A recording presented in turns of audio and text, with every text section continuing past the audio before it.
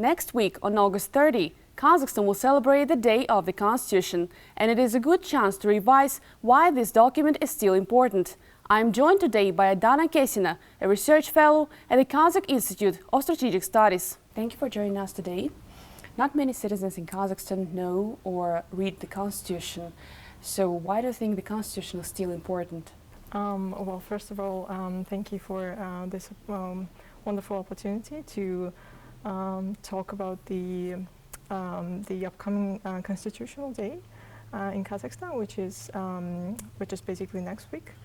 And well, yes, I would probably agree with you here because if we stop, like, let's say, if we stop any random person in the street right now, so that's a very there's a very little chance that that someone could recall like even the basic articles from the Constitution. But this is true not only for Kazakhstan. I'm afraid that this situation you will face that even in European democracies because first of all, I think it is more important just to understand, like, to comprehend the basic principles of the Constitution. So probably it's not that important to learn the Constitution by heart, like knowing which article defines what. Yeah. Anyway, so for a general public, for a citizen like me and you, it's much more important just to understand the values, the basic rights, and the basic like rights and freedoms of the citizens, and also the obligations and the relationship between the citizens and the government. And so, and why it's important today for all of us still, even if just a small proportion of people know it like by heart. I would say because first of all, it defines. This is the fundamental legal document of every state, and Kazakhstan has our constitution in written form, and so it defines. So as I said, it defines the relationships between the government and the state. It also defines the. It has the provision on that regulates the redistribution of powers between the three branches of power. So the executive, judiciary, and legislative. And it also says, like, it explains the basic governing principles, the values, like Kazakhstan. The Constitution of Kazakhstan adheres to democratic values and says that the central value is the human rights and the human itself.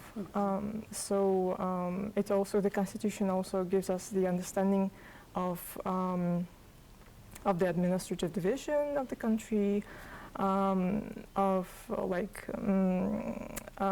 gives us the understanding of the relationships between not only between the human and the government, but also between the governmental institutions. And that's probably it. You mentioned rights, obligations, and freedoms in the Constitution. Do you think people in Kazakhstan know them and exercise them? So as I said, I don't think that it is generally known by all our citizens. I mean, in general, I hope they completely understand that they have these rights for life, for education, and the freedom of expression and rights like that. But probably they just do not know the those legal details on how to defend them, and for that we have lawyers actually. And yeah, for every citizen, it's crucially important just to simply understand that you have them, and that you have lawyers to protect them, and the civil society actually to protect them. Thank you. Can the constitution be changed? And have there been changes to the Constitution of Kazakhstan over the years of independence? If we think about the amendments to the Constitution, I think it's important to understand that the Constitution. In many cases, we probably think that it is a solid document, which should stay as it is, as it was adopted. But in fact, it is. It should be adaptable because the political, social, economic situation may change, and also the technological development may also have an effect to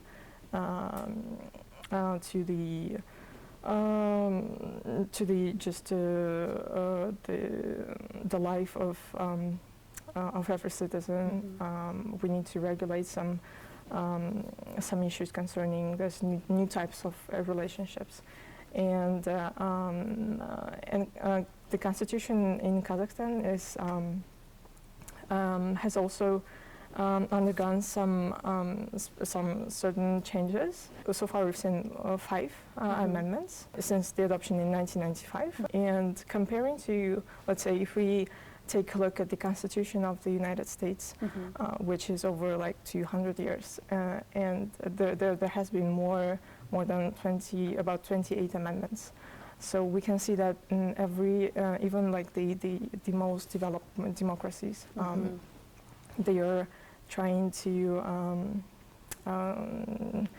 even their constitution is flexible, and you upon the with a certain procedures, we still make amendments. Of course, if there is a certain consensus, and some rules must be taken. And what is also interesting about the Constitution I've mentioned, the United States of America's Constitution, is that if you look at the list, so you can see that there was one amendment was introduced in 1920, as I remember, in 1920s, and later the next amendment actually declared the previous invalid. So we see that so everything is flexible. Everything may change with time and with different circumstances. And in Kazakhstan, our major amendments, they concern mostly between the president and executive branches, and executive and legislative branches of power. And what is also special about these amendments, and also the Constitution of Kazakhstan, is that it actually gives the power to the Assembly of the People to delegate their deputies to the Parliament of Kazakhstan. And I think this is very important because not all the states have, first of all, have this a similar kind of institute as the Assembly of the People of Kazakhstan. And so basically we provide the ethnic minorities the opportunity to delegate their representatives in the parliament of Kazakhstan. So yeah, I think that was it. I think what you mentioned is very important. And there is another question that I think is interesting, not only for me, but for the citizens, is how does the Constitution differ from laws, from general laws? Well, yeah, it's very it's very important to understand the differences. First of all, in the hierarchy, and also the scope of the application. So as I've mentioned, the Constitution is the founding document for every state, and this is where you find everything, and the rights, obligations, the principles, the values. And this is the Constitution is the highest, is the first. If we take a look at the hierarchy of the legal documents of Kazakhstan, and not only in Kazakhstan, but basically every state. And laws are actually, and then they go like the laws, and laws are specifically designed to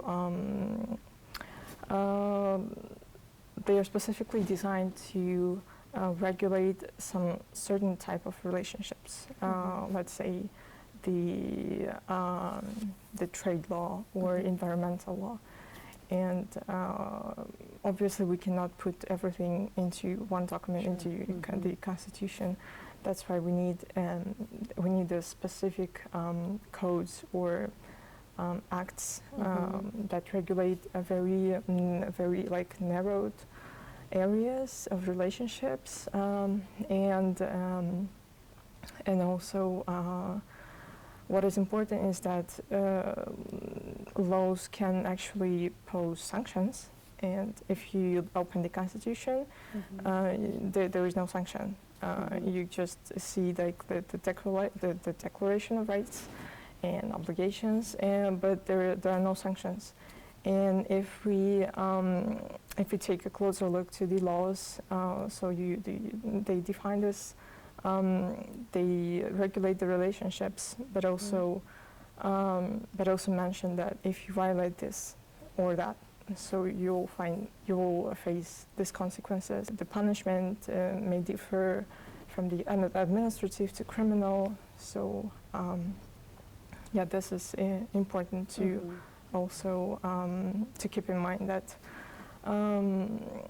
laws are obviously all as important as the Constitution, but the level and the hierarchy differs, actually.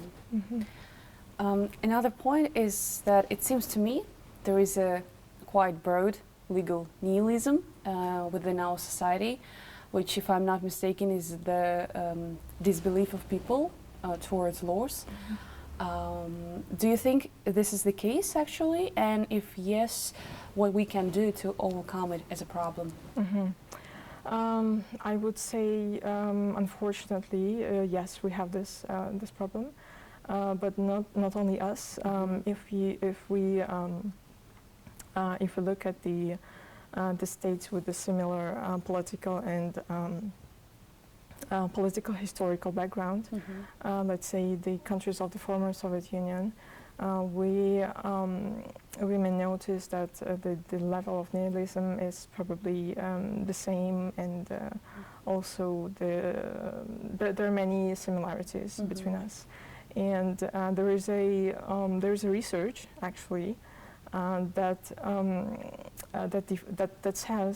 found some correlations between the level of this belief in laws and this historical features, and also the effects of the 1990s, the crisis that we've all seen. And what was interesting about this research is that the team of researchers actually noticed the the correlation between the level of income of people and their disbelief in laws. And the highest level of disbelief was among the poorest and the richest. People like I don't know, in business and like in the very high, let's say, layer of society.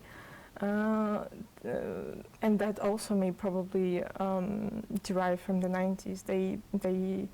They may think that they are somehow above the law. They lost their belief due to the economic, due to the economic situation in their family. So I think that's also maybe the situation in Kazakhstan, and this is why it is so important to increase the number of people from the middle class. This is one part of the problem, the economic circumstances and the historical background, and also another issue is the generational aspect. So this team of researchers also could identify a small, probably a smaller correlation between the level of disbelief in law and the age. Post-Soviet republics, the number, like the disbelief increases with age, which is probably not also surprising, unfortunately. Yes, but that's probably also true for Kazakhstan. So, I mean, it's generally it's no surprise that the younger generation is different from the older. Yeah, but in this case, yeah, it's there's a lot to improve. The most obvious solution is the education. So education solves everything, basically. Yeah. So if we increase the economic prosperity, the education level, so I really hope that the people will actually start believing and and relying on legal institutions more. Yeah.